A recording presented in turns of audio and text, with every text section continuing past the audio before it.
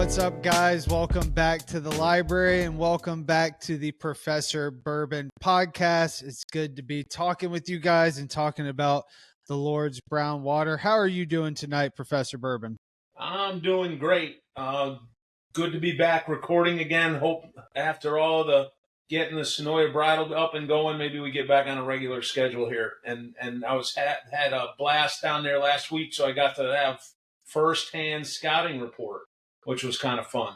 Yeah, we've been a little bit delayed, but I'm hoping that I'll be able to knock out. I'm behind quite a few episodes on editing, so that's on me, but I'm hoping here over the next week or two, we'll be able to kind of level out a little bit at the store and I'll be able to get some of that editing done. So hopefully by the time you hear this, we've pumped out several episodes pretty quickly. But like you said, hopefully we're going to get into the swing of things here soon. What you planning on having in your glass over there tonight? Well, what I plan on doing is, and this is kind of part of why we were down there, thanks to Georgia World of Beverages, we got us a Weller Antique 107 store pick. So I thought we'd pop that open right here on the podcast and have a sip of that because I think you got a bottle of it as well. I do indeed. Big shout out to Scott over at Georgia World of Beverage in Fairburn. He took care of us. They had a store pick come in, and he set these two aside for me and Professor Bourbon to come try. So this Weller 107's one of my favorite that I've had in a long time. I have a bottle of the standard over here, but this is my first single barrel. So I'm really looking forward to trying this. Oh, I heard that noise. Love that bottle pop noise. But yeah, first time we're both opening the same bottle from different parts of the country. So I'm looking forward to this. And as always, in honor of Freddie, I'm going to take the cap and put it down on the side of the table here and enjoy a sip out of my touristy Weller cup, straight from the Buffalo Trace Distillery. Cheers to that. Cheers, and that's a classic Buffalo Trace nose right there. Got the fruitiness. Cherry with some maple syrup and caramel, maybe. Yep, and some vanilla. Not real harsh. A little bit of ethanol.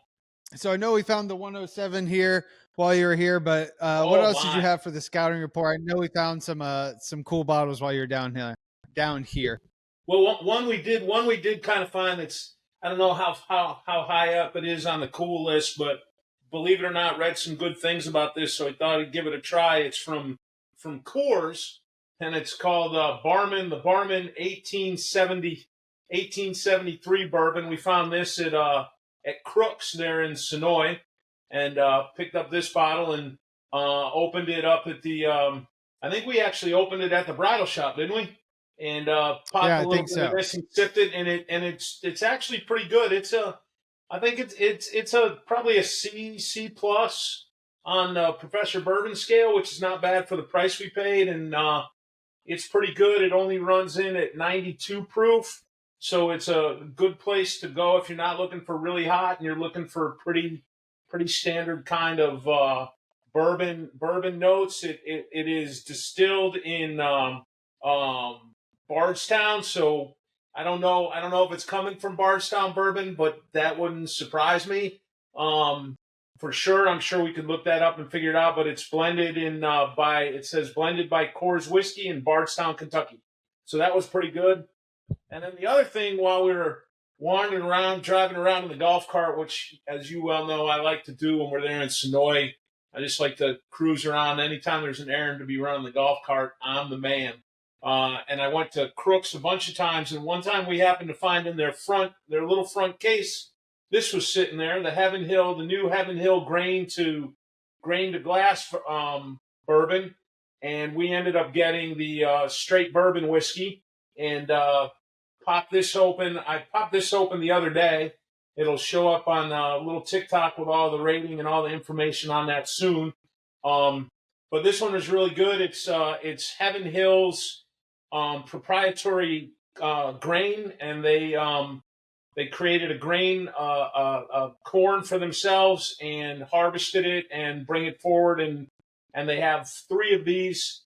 And we ended up getting the bourbon, which is, the bottle's really nice too, and the cork is nice little shaped cork, kind of interesting, a little fat on the top, kind of got a nice nose to it. I enjoyed it a lot. I think standard, really nice Heaven Hill nose. I was thinking like that's a B, maybe even a B plus on there. So when we look at when we get it out there on the TikTok, I'll give it my final grade. But that's kind of what we look for, what we did, right? We banged around a couple other places. We went up to see Pre too, right? We had another find. We did. We found one of these, and I think that we've kind of discussed. We're not sure what we're going to do with it yet. Professor Bourbon's not sure if he wants it. I wasn't sure if I wanted it yet, or Mr. Proof out in Nashville. But Pre over the Tap House had one of these rare character single barrel releases.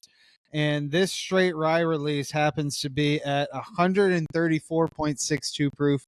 So right there for Mr. Proof, right up his alley. And I've actually been told that these that begin with the TKO barrel number, which this one does, that has the pink wax on top, they do with it, that those are somehow associated with the same barrels they use for Coy Hill, which is a Jack Daniels product that sits usually up in the high 130s to the low 140s. And so these are kind of sought after for that reason as well. So I've never tasted one. We found it while Professor Bourbon was in town, and so we picked it up, and I don't know what we're going to do yet. I think Professor Bourbon's thinking about using it as a little bit of leverage over Mr. Proof, since that's kind of more down his alley at that almost 135 proof. But really, really beautiful bottle. I think all of them kind of have a different art design on it. This one's kind of got a like mushroom sky, like alien mushroom sky. So it's a really cool bottle, but I've seen some other ones that have cool artwork. But looking forward to trying this, whether it's here, whether Professor Bourbon opens it up at the library, or whether I make Mr. Proof pour me a little sample whenever we send it up to Nashville. Yeah, maybe you said use it for leverage. I was more thinking like holding it hostage while he found us something that we wanted. But all kidding aside, he did find us a nice bottle yesterday that we pulled the trigger on. So I'm looking forward to that. We'll talk more about that later when that bottle finally comes in. And we did finally, in the meantime, since the last podcast, we did finally get the Willett Family Estate 10-year shipped from Nashville to the farm in Sonoya, and opened that up, and boy howdy was that really good. It was worth it. It was worth the wait. The Family Estate 10-year. It's up there somewhere on the shelf. I think it's got a place way up on the top up there. You can't quite see it, but it's up there. So we really enjoyed that. Yeah, that was a really good pour, and one of the first pours that we had in the bridal shop, if not the first pour we had in the bridal shop. And so it was nice to have a special bottle like that up there. And like you said, that drank extremely well. So looking forward to having some more of that whenever I make it up to the library. But what have you been reading this week? You seen anything interesting come across the news, or any of the books that you've been digging into? Have you seen anything that was neat to Professor Bourbon? Yeah, before I jump into kind of one of the reading things in the book, I've been reading a couple books. One of them lately is Proof. But I think I don't know if I mentioned last time, or have we done one since we went to the Barbecue Beer and Bourbon Festival here in Richmond, and had some really good stuff, saw some really interesting things. And I ran into a former student who was with a colleague who is I can't remember. I was going to look up the word, see if I could find it real quick. There's a place called Whiskey, or forget what it is. It's something in Thief. See if I can find it really quick. I don't want to give the wrong name out. And it's called the Stave and Thief Society. And so the Stave and Thief Society has a couple of certifications. And I was talking with the guy who's a lawyer, and there's one online, which I just ordered. The book is on the way. If I take the test and pass it, which I hope I will, I can become and they have a nice little title for me and a pin I get to wear around and brag online about me being part of the Stave and Thief Society. And then and I'm hoping they have a 1-day long class where they teach you all the art of nosing and tasting and curating bourbon tastings, which I'm really looking forward to doing in December. If I pass my class here, I will become a certified bourbon steward. So I'll learn what makes a bourbon, what different descriptors are, the science of distilling, which we're going to talk a little bit about today, and the heritage in Kentucky, and we'll learn to build flights and connect them together. So that's one of the recent things I've done. I'm pretty excited about that. And speaking of distilling, as I said, I've been reading through this book, Proof. I'm not quite done with it as being as ADHD as I guess I am, as I found another book that I thought was a little more interesting, finished that one, and then went back to this one, and then got another book that I'm reading. But in honor of the class, I read through distillation and where distillation and what the history and when do we know when distillation happened and started and all that stuff. And it turns out a still is the word distillation comes from the Latin word distillare, which means to drip out or drop out. And it's quite possible the first still was developed by Maria Hebrea in the ancient learned city of Alexandria, which Caesar basically burned the libraries to the ground when as the Romans ran over the Greeks and Alexander and such. And she's also known as Maria the Jewess, is more formally or more commonly, and they believe there's some records to suggest that she's the one that actually created the still.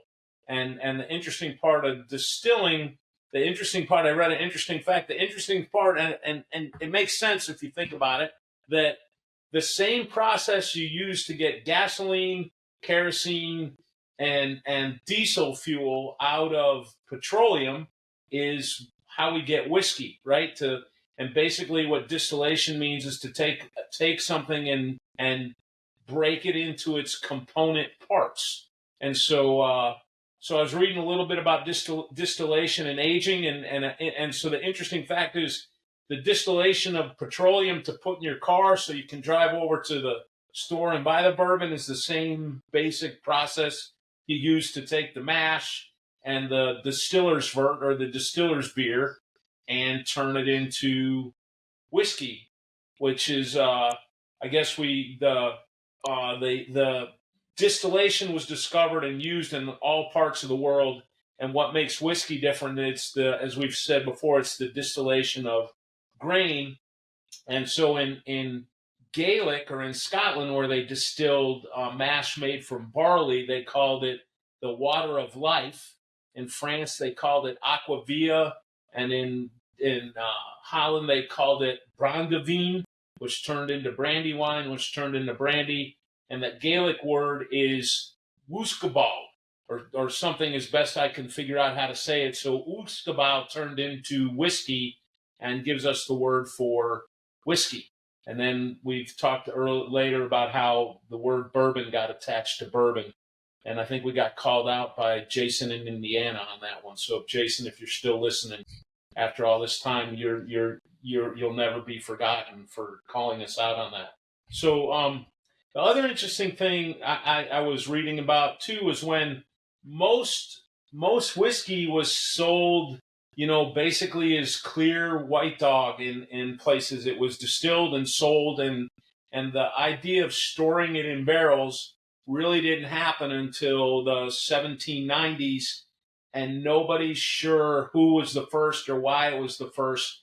And even in the ancient days, they tried to say it was distilled, and this book goes through some of the history, and I found a couple other history books I'm going to read, is the words, when you start translating words from one language into another, they get kind of jumbled in the meantime. And it turns out most of the stuff that people thought maybe they were carrying whiskey around in barrels, it turned out to be ceramic urns. And they have found, there's a professor at UPenn that has a tiny piece of ceramic from one of the oldest vessels that had alcohol in it. It's thousands of years old. And this guy's job is basically, he's an archaeologist of alcohol. And it doesn't sound like a bad gig to have, but whiskey and spirits and distillates in general have been aged in barrels for a long, long time. also read an interesting thing about barrels is I didn't know this. We know that whiskey barrels are typically made of oak. And part of the reason they're made of oak is the way the oak doesn't break down from water and things like that, and ethanol and alcohol. It's kind of impervious to that. So it's a wood that you can put together with no resins, no glues, no waxes, no anything. Push it together in a barrel form, and it stays basically liquid tight, which is an interesting fact about why oak in particular, and there's about 10 or 12 different varieties of oak work. And it turns out that also that whiskey producers typically kiln dry their oak and then put their white dog into it, and winemakers who also store their product of wine, typically made from fruits, in oak that they age outside. They let season outside, so the drying process is different. So you pick up different flavor notes from those sorts of things. So it's kind of interesting. The story I've read about the story of Bedonia, which we'll say when I get my biologist friend to come and talk to us. But those are some of the things I read or was looking at in these couple of chapters.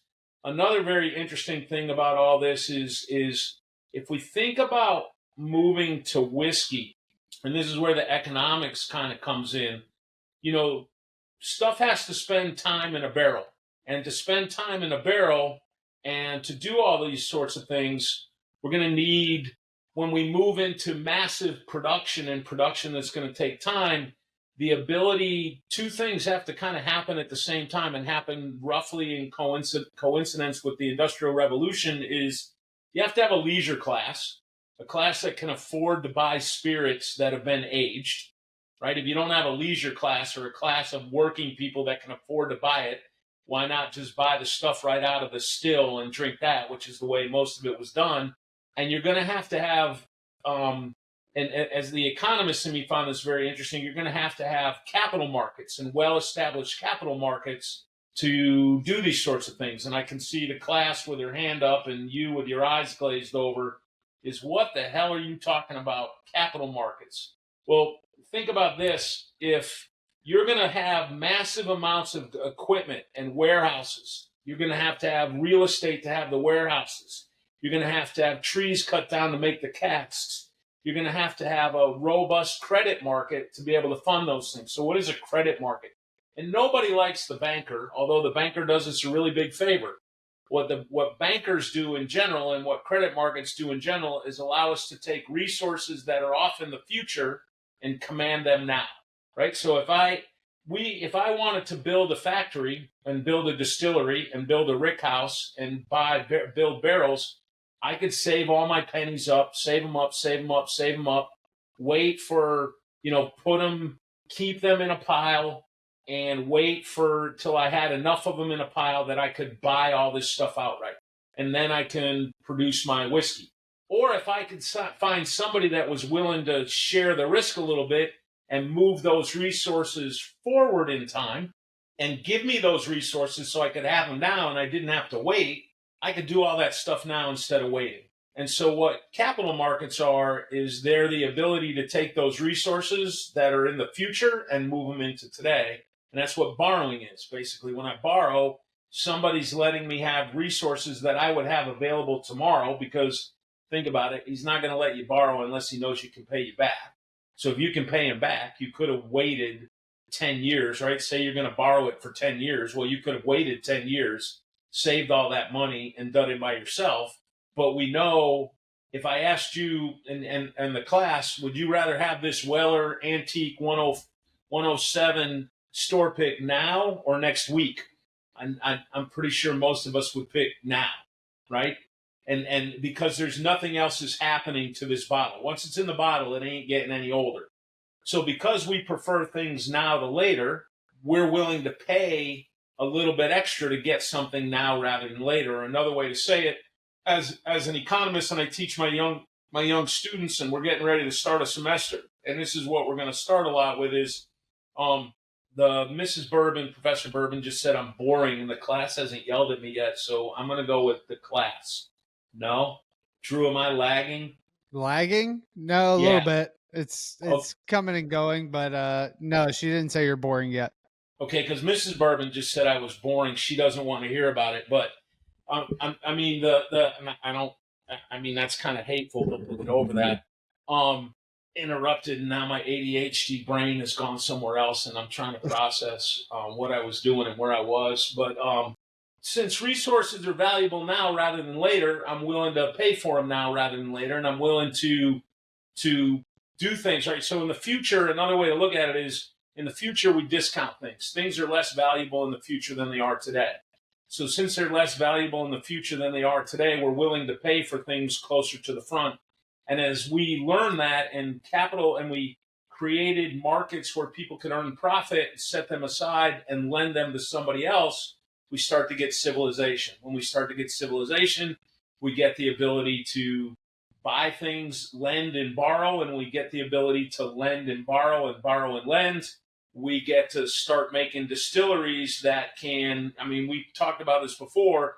If I make White Dog now and I want to make this Heaven Hill grain to glass, and I gotta develop the corn, I gotta develop the wheat, I gotta develop the barley, then I gotta distill it, then I gotta get trees and turn them into barrels, and I get trees and turn them into barrels. I could do all this by myself, by the way, right? I could do all of these things by myself, but God bless markets, because what markets let me do is say, hey, Drew, you're really good at making wood into barrels. How about you make wood into barrels and I buy them from you? And you tell the guy with the money, hey, I'm really good at making wood into barrels. If you give me some money now, I'll give you a little bit of my profit later. And I'm telling the guy that's the farmer with the corn, you're really good at making corn. How about you make some corn for me and I'll pay you later? And then we do all these things, put them all together, and we wait, so to speak, the time. All of that takes time. All of that has to take place through time. And without capital markets or distinguished capital markets or advanced economies, you don't get any of this stuff. And on top of that, in an advanced economy, you get what you might call a leisure class. People that aren't working from sun up to sundown, and they have a little bit of time and can afford to actually pay for a bottle of aged whiskey. And if they can pay for it, somebody's willing to provide it. So it's all kind of tied together in the way, as we learned earlier when Faulkner said that distillation is a sign of civilization.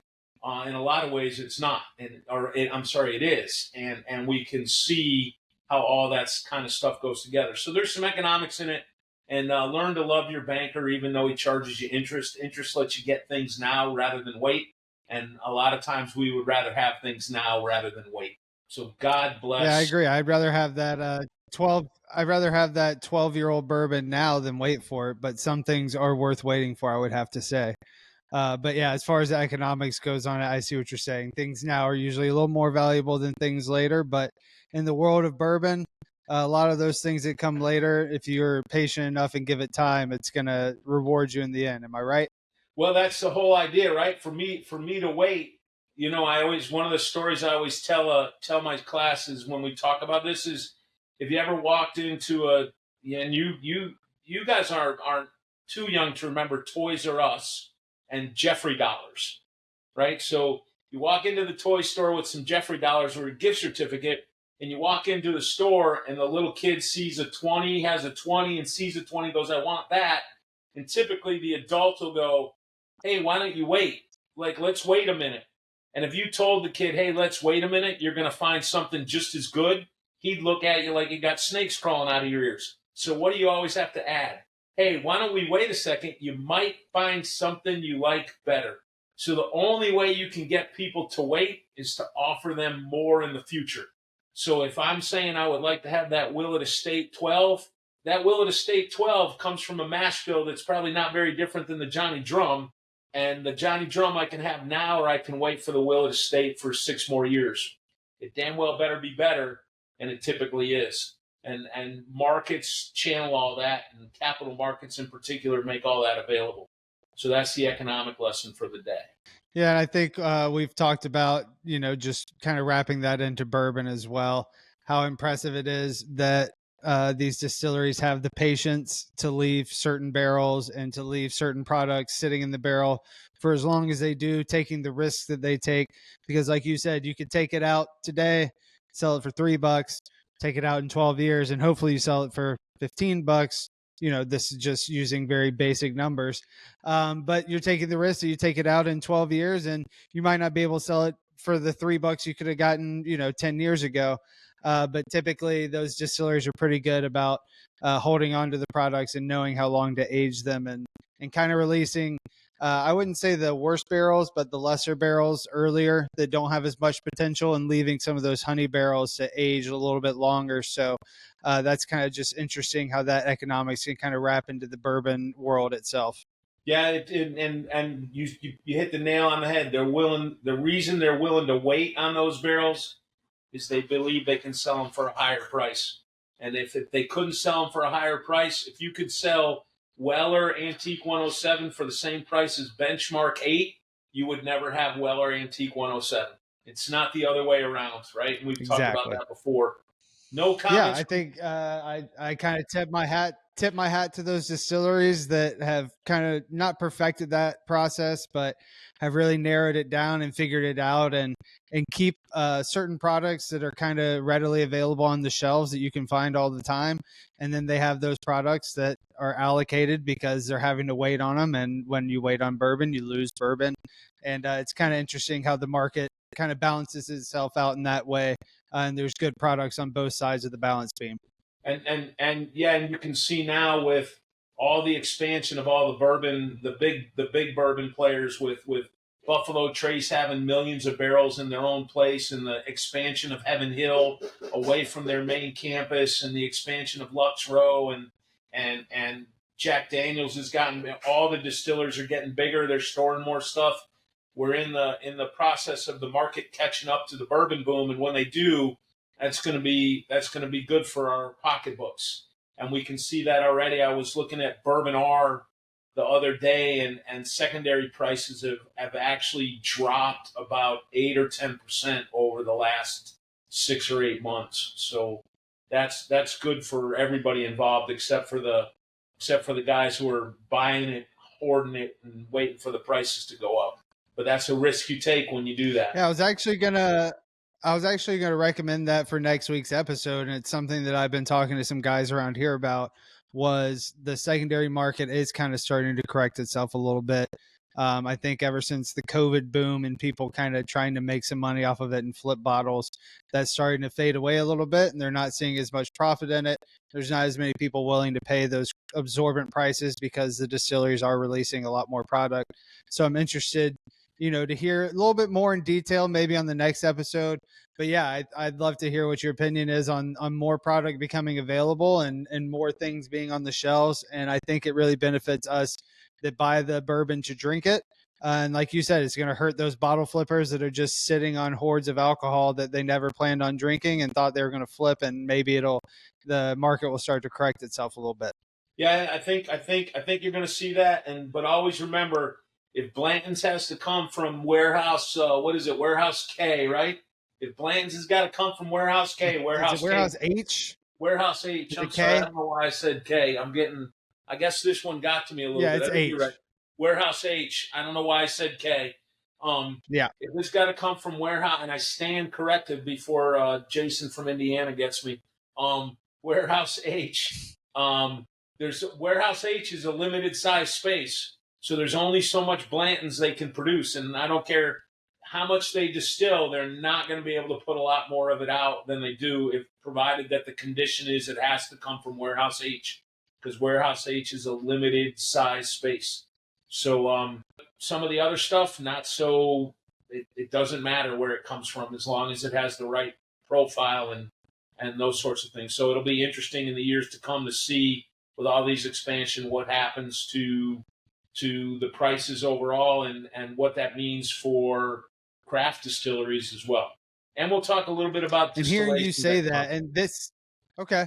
And hearing you say that, it kind of, and this is something we'll definitely have to save for a later episode, but I wanted to say out loud before I forget about it. But, only a limited amount of space in warehouse H with those conditions and things like that. I wonder, with the way technology is moving forward, even with the way AI is moving forward, if you'd be able to almost monitor those conditions somehow and then replicate them on another area or in a controlled environment or something like that.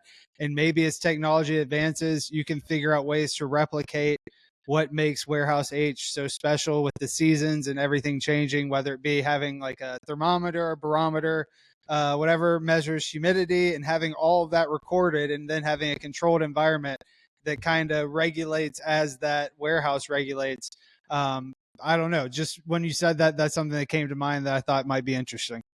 No, and think about it is Buffalo Trace has a huge incentive to find that magic solution, right? Right? They have an incentive to try to figure out can we replicate Warehouse H? And you think about while Makers isn't as well known and as well sought out as say Blanton's, what makes Makers special is that they rotate everything and everything comes out the same all the time because they figured that process out, where this warehouse isn't any different, more special, and they have figured out how to make the process a little more smooth. And that's one of the problems with whiskey in general is you can put the same mash bill in if the yeast is different, that may yield something different, a la Four Roses and their different yeast and mash bill creations. If the water is a slightly different, if the tree you got was barreled from a cold summer versus a warm summer, so the bands are wider and there's more or less oak tannins and the barrels go in, it's amazing all the variables that there are, yet they still manage. The job of the master distiller is absolutely, you talk about a specialized resource, it's absolutely incredible. It's pretty amazing. That's kind of one of the reasons why I want to do this stave and thief thing, is just to hang around, because I think one of the things they do on the day long too is you go to a distillery and you get to hang around with the master distiller and talk about how he does his blending and stuff like that. And that was one of the really cool things, like I said, when I got to do that whiskey thief tour and that kind of stuff, is be able to talk to the distillers, because that stuff's amazing. Those guys are incredible, and girls. Yeah, that's most of them I feel like are just born and bred into it, that it's in their blood. It's something they've been learning about since they were, kids, probably getting little tastes here and there and learning the chemistry and everything. That's as much as we try to dive into bourbon, there's so far leaps and light years ahead of us. I don't know that we could ever quite get to that level, but like you said, it's great to just hear them speak and how they talk about bourbon either from a chemistry or taste standpoint. They're obviously very interesting to listen to, and always a pleasure whenever on the Bourbon Trail to hear them speak. Yeah, and the the Beam, and the Russell family want to believe you 100%. And it's amazing as I read more and more just how many I never know how, because I grew up with a kid whose last name was spelled that way. His name was Noe, so I apologize for saying it that way. But the Beam, and the Russell family, how many different places the Noes and the Beams are. It's amazing the number of distilleries they have their hands in some way, shape, or form, from grandsons to uncles to brothers to it's absolutely amazing. So yeah, it's a special kind of thing. So this, by the way, is really, really good. This got the right amount of proof. The cherry kind of popped out a little bit of, got a little tobacco note on it. Some nice caramel underneath the cherry.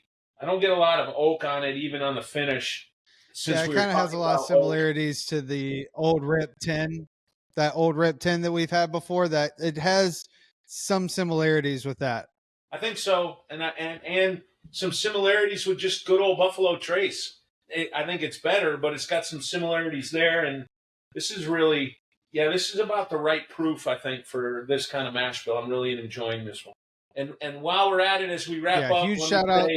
Let me say like, comment, and subscribe, and we'll be back on the TikTok soon and the Instagram, and as everything kind of settles down and we get back again, We look forward to putting out some more content and talking to you soon. And as I forgot to say at the beginning when I said class was in session, now I'm going to say class dismissed. Cheers.